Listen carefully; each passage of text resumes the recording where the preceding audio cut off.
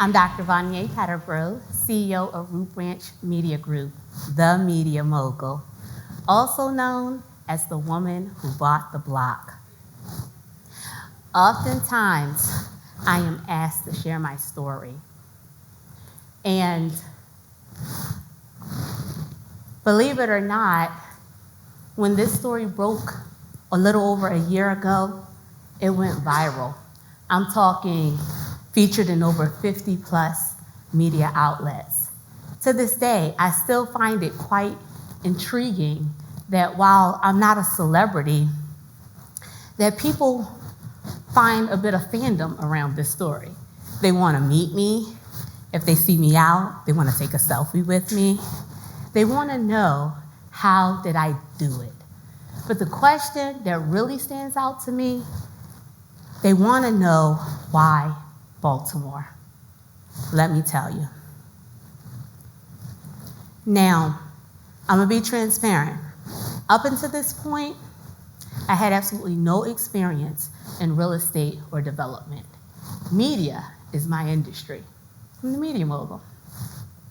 Our firm, Root Branch, 19 years in business, rooted right here in Baltimore. I have over 30 plus years in the industry in television and film. And we have an education component to our company where we teach film photography and media arts. We have over 40 teachers that go in and out of schools here in Baltimore City teaching media arts literacy. So for me, this moment, is a big moment.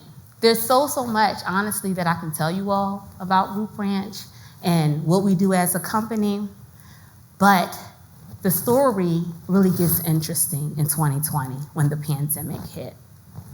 The pandemic was a moment, guys. If you all recall, our governor said, go home for 2 weeks.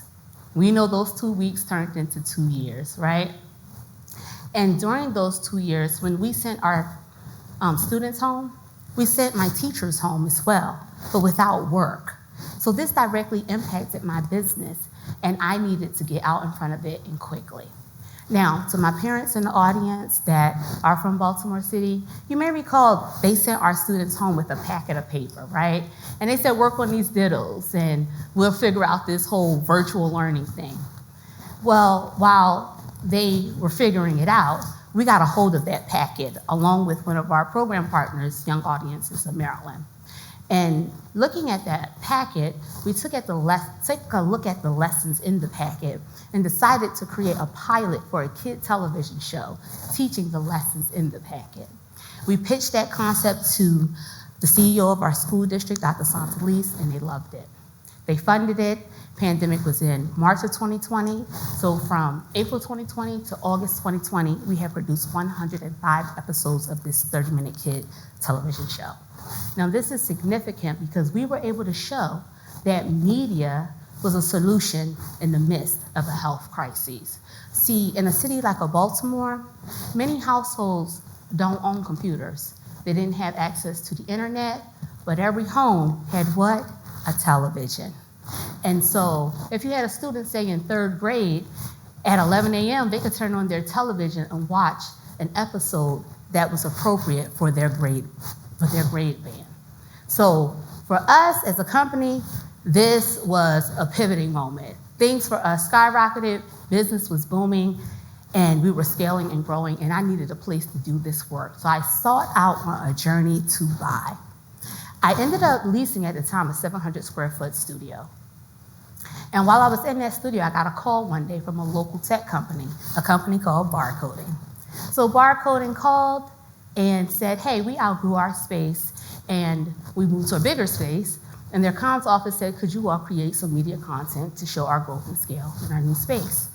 So we did.